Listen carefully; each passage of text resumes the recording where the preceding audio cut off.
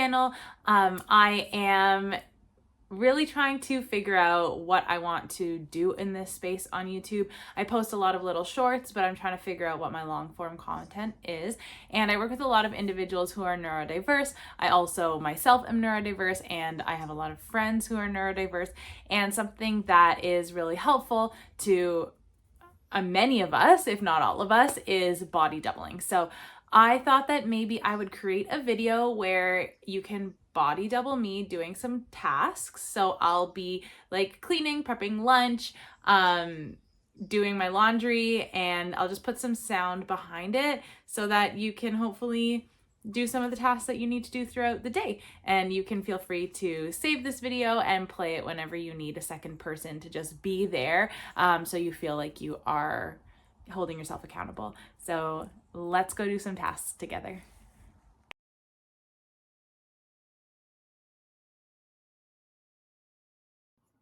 I've never made a video like this, and I'm not too sure what body doubling over the internet would look like. So please feel free to leave suggestions in the comments below. But when I like to body double with a friend, I like gossiping and telling stories. So I thought I would read some Am I the Ahole stories from Reddit.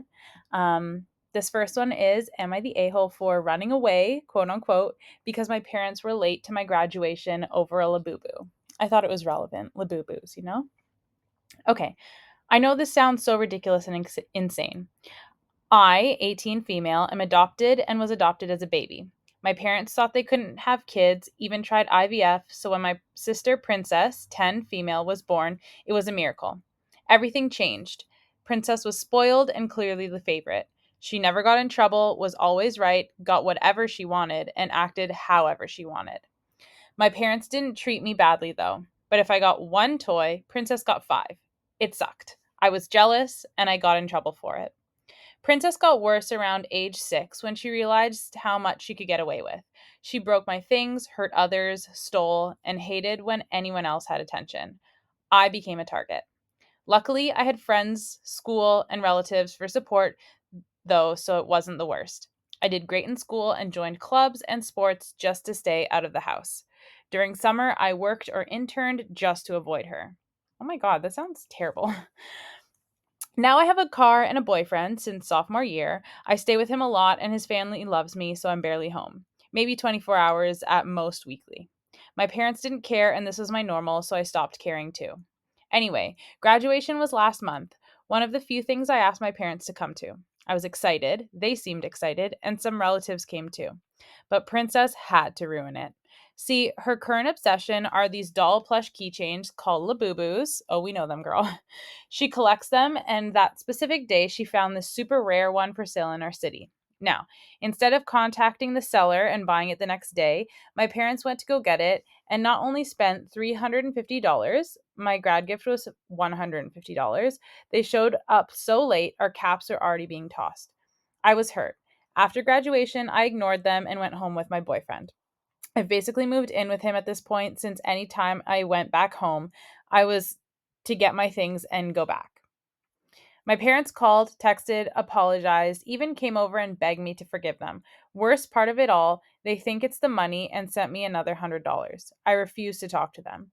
Now it's serious as they're threatening to report me as a missing slash a runaway and contact my future college if I don't go back home. I feel justified in my actions and I don't think it's that serious, but am I the a-hole? Can they report you as a runaway and contact your college? I feel like that is very odd. Everyone in the comments obviously is saying not the a-hole, but what do you think?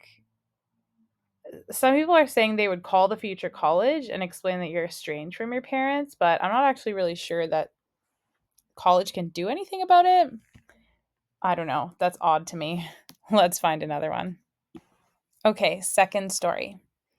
This one's from 5 years ago, so I'm sure someone has commented on it. I haven't read the comments yet. Am I the a-hole for leaving during my wife's labor? Already, yes. Unless something crazy was happening. We'll see what's happening in the story, but we'll see. My wife went into labor around 6 p.m. on Sunday. We were expecting twins. It quickly turns into a very painful process. She kept cutting off the blood pressure to my hand. I'm sorry. Oh, the drama, cutting the blood pressure. She kept cutting off the blood pressure to my hand when she squeezed and nearly sprayed my shirt with vomit. Around 3 a.m., my dad calls. I work for my dad's company, and we had a presentation for clients Monday morning that I had to get ready for. My dad heard my wife was in labor, but told me he needed me on this presentation. Okay. He said there was nothing I could do to help my wife, and delivery and seeing the baby come out was overrated, and people don't prepare you for the gore. What? Uh, that is so random. He said he needed me to rest up and make myself presentable for the presentation. My wife's labor was progressing very slowly, and we were all certain she would need forceps or another assistance to deliver the babies. I realized that I couldn't help her here, and my dad was counting on me, so I told her I needed to leave. She started screaming at me so loudly that a few nurses rushed over to her room. I ended up doing the presentation with the clients, and things went well. I leave the office and see a text on my phone that said my wife delivered an hour ago around 10:30 a.m. and they had to use forceps. I would have missed the meeting. I'm sorry. I know I said comment below, but I think you know where I'm going with this. I would have missed the meeting had I stayed, and my dad has given me everything he possibly could in my life, so I didn't want to let him down.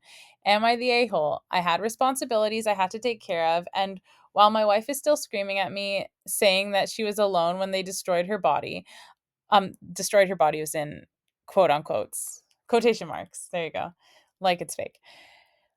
I'm the only one who works, and her mom herself said that she was emotional and overreacting. My wife even went as far to say that her family would disown her if she was the first of them to divorce, but that she doesn't consider me her husband right now.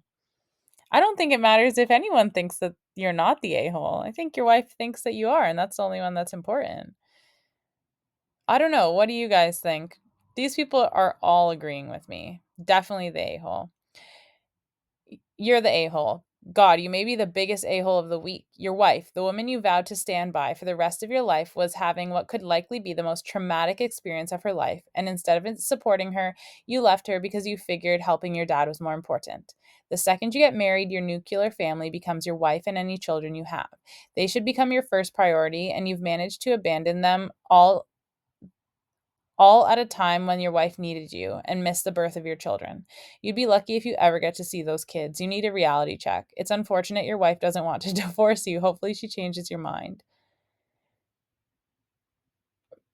Yeah. Yeah. That's wild. I'm just casually scrolling down the Am I the A-hole post, and I think I've gotten to a certain um I don't know, I'm like going down a specific rabbit hole. There are a lot of people whose husbands are asking if they're the a-hole for things that I can tell you from the titles of these things that they are. Oh man. Okay, I don't know if I want to read more of these. These are just depressing. Okay, I was getting a little bit sad about the Am I the a-hole posts about couples and relationships. So I'm on to, I guess it's kind of weddings, bachelorette parties specifically. Am I the a-hole for wanting to go to Mexico for my bachelorette? I, 27 female, have been engaged to my fiance, 28 male, since last year. Our wedding is next fall and we couldn't be more excited. I asked one of my best friends to be my maid of honor and she said how excited she was to plan my bachelorette. Initially, she and one of my other bridesmaids were thinking of planning a spa day slash karaoke night. Everyone would get day passes to a spa, spend the day by a pool, or get some treatments a la carte, and then go to karaoke that night.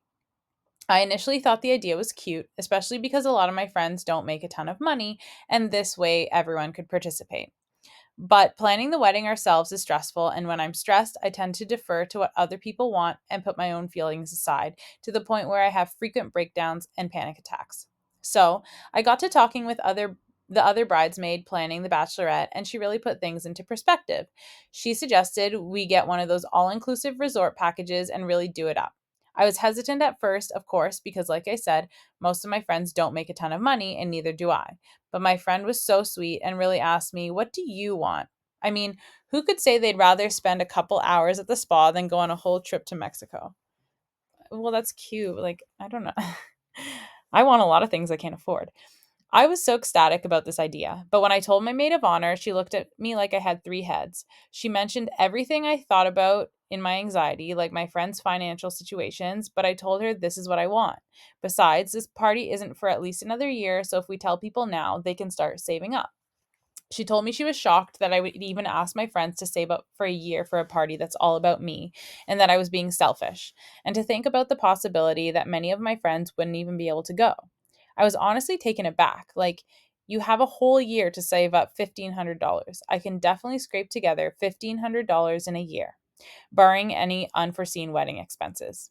Second, it's not selfish of me to want to spend my bachelorette with the best friends in the world, and in the grand scheme of things, $1,500 isn't a ton of money for an amazing vacation. Plus, some girls could skip the alcohol package and share a room.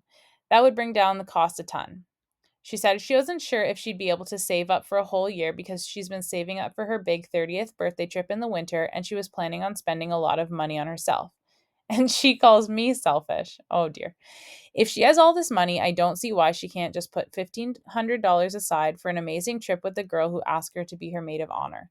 Plus, I literally always do what everyone else wants me to. This is the one thing I ask of my friend, and she's treating me like I asked for her firstborn. We haven't spoken since, and I'm really starting to second guess my choice of maid of honor. Am I the a-hole? Okay. I don't know. I don't make that much money, so I have very strong opinions on this, but let's see what other people think. You are the a-hole. And being a total breadzilla. Are you allowed to celebrate however you want? Yes. Are you allowed to dictate how other people celebrate? No. Are you allowed to dictate how other people spend their own money? Absolutely not. It's also an extremely poor taste to say your friend is being selfish for saving up her money and using it for herself rather than using it for you. You're being extremely selfish. You need to grow up and get a grip. Also, I would choose a spa day to over a trip to Mexico in a heartbeat. That's just me. Could say I would rather spend a few hours in a spa than take a trip to Mexico. Okay, fair. Oh, I thought someone else commented. This person said, mind blown. Maybe your friend has other things to spend money on. Oh, I don't know, rent? You're expecting them to lay out a ridiculous amount of money celebrating you in addition to the expenses incurred for being in the wedding party. The only thing more cringeworthy than your ridiculous expectations would be if you started a GoFundMe page to pay for your bachelorette. You're the a-hole. This person said, sigh, your friends don't have a lot of money and expect them to spend an entire year saving up their extra cash to spend on a really expensive party for you. They get no say in because it's what you want. You asked who would rather go to a spa day than a trip to Mexico, and I'll answer that. Everyone who can't comfortably afford an international holiday as discretionary spending. Everyone who is saving up their money and vacation days for something they actually want to do and get to do with the people that they choose to do it with. Any of your cash strapped friends might prefer to spend that $1,500 on themselves or their families rather than a trip to celebrate you getting engaged. Yeah, I agree. Just checking in, bestie. I know it is 13 minutes in. If you have made it this far, kudos to you. Maybe put a comment down below so I can see that people are actually making it this far. But I hope you are feeling proud of yourself. You are beautiful, smart, amazing, important, valuable. You're hardworking. It's okay if you don't finish all these tasks, and it's okay if you quit before my video quits. I totally get those feelings. Sometimes you need to follow what your body needs.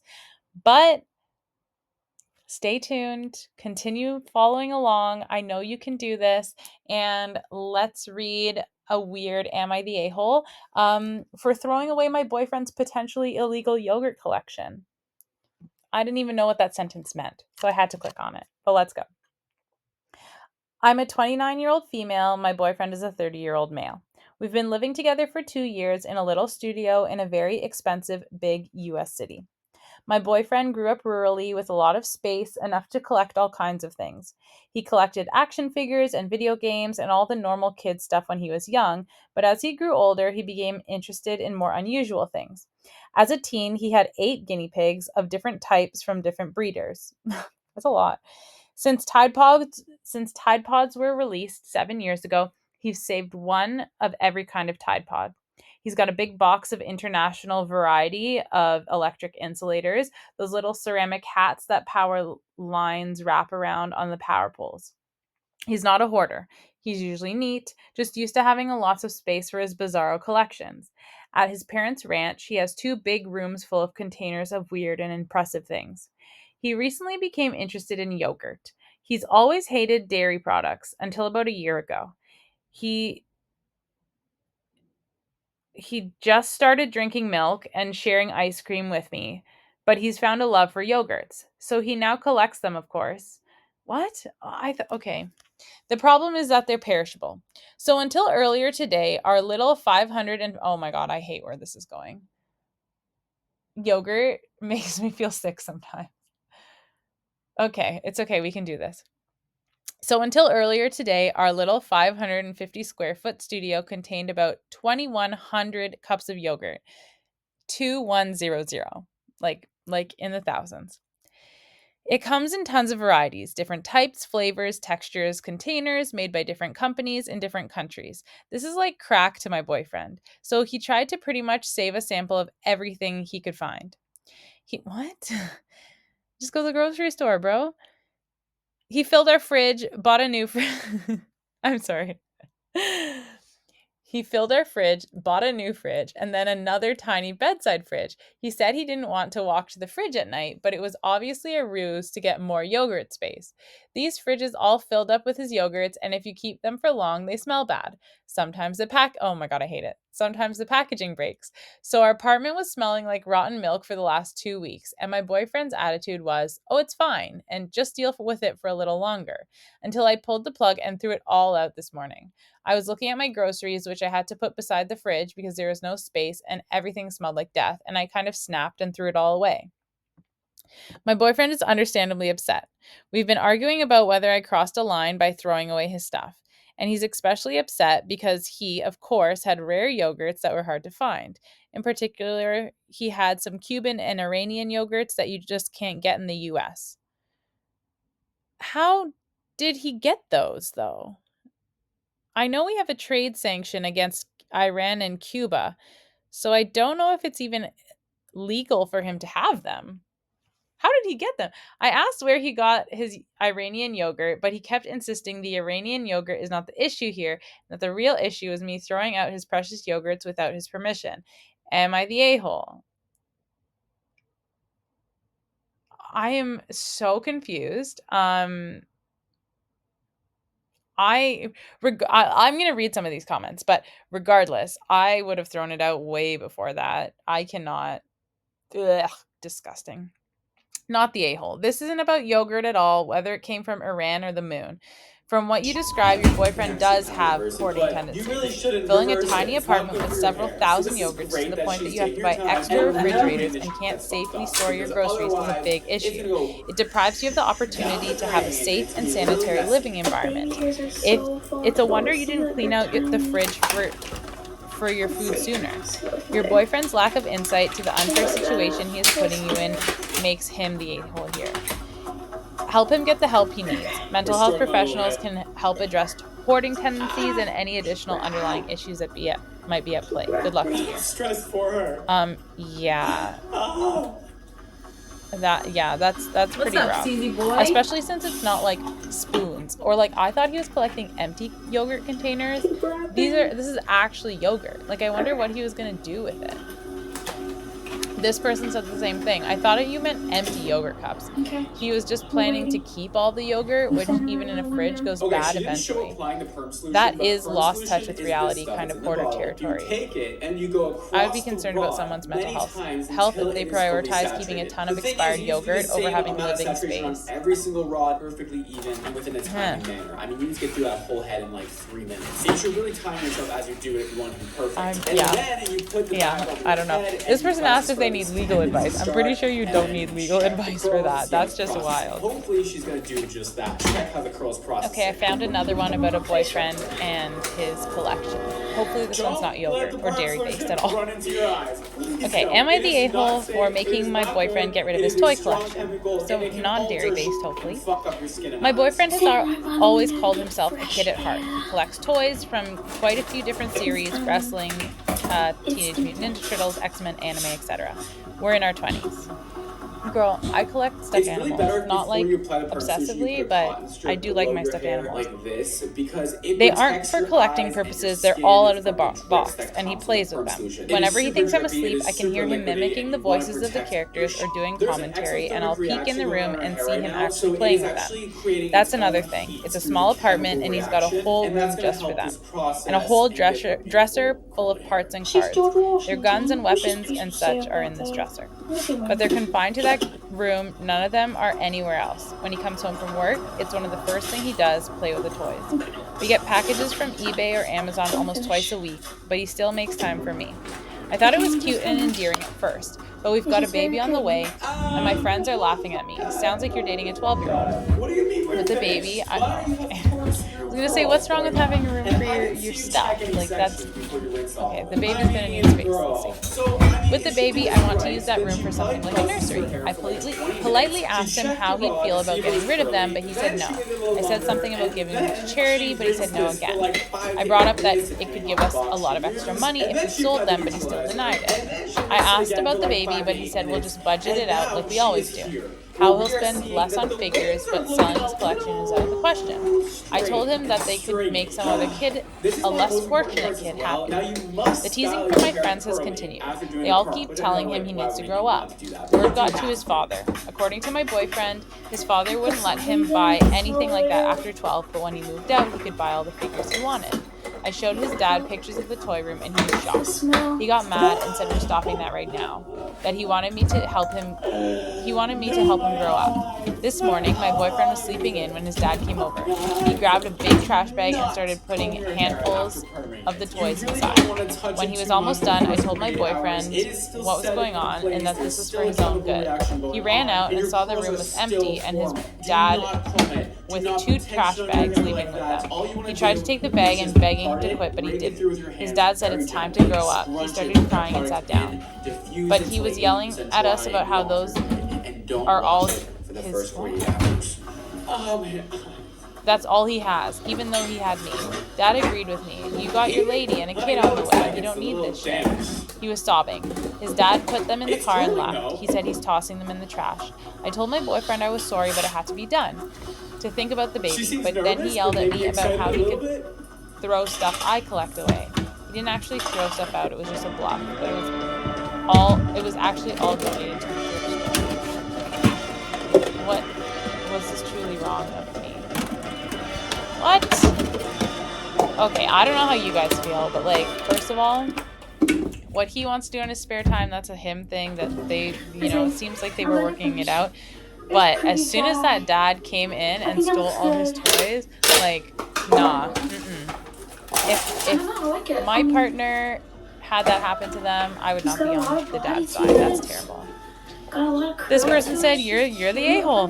Wow, you're a huge a-hole. People need hobbies. They need ways to cope with their jobs, relationships, and stress of life. It doesn't matter that you find it childish. It's something that your boyfriend enjoys, and it's not hurting you financially, physically, or emotionally. It sounded like he was being responsible financially, and he was going to make things work and budget stuff out. So, fair. We'll continue. Your friends making fun of your boyfriend isn't hurting you emotionally, by the way. That's just what you get for having shitty friends. You have zero communication with your boyfriend and are pushing an identity of toxic masculinity on him with assistance from his father, who also is clearly an a-hole. You didn't make him get rid of it, let's be clear. You threw away his personal property with extreme personal value. Yeah, like she didn't make him do anything, she just did it without his choice. I have a husband with an extremely niche hobby. It's fucking weird. Sorry, I didn't mean to say that first. He has a podcast about a very obscure sport, but won't. Okay, wait. So I found a video that was a month I don't know what that's about. We have entire rooms just for his recording studio. I don't even like the sport, but I listen to every single episode of his podcast. This person knows. It makes him happy, so it makes me happy. So I can make sacrifices to have, so he can have one thing that's just for him. Damn it. Yeah.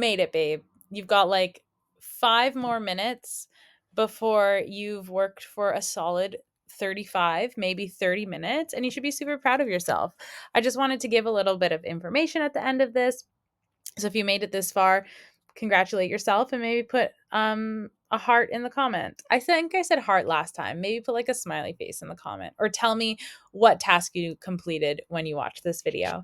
But I just wanted to talk about body doubling. So it's a practice of doing a task in the presence of another person, whether that's housework, a project, exercise, college assignments, whatever it is. And your body double may be performing the same thing as you, or might just be doing their own activity. I've done it before where I've just like read on the couch while my friend has cleaned, their living room or cleaned the kitchen or cooked something. And I was just kind of at their house hanging out while they got stuff done.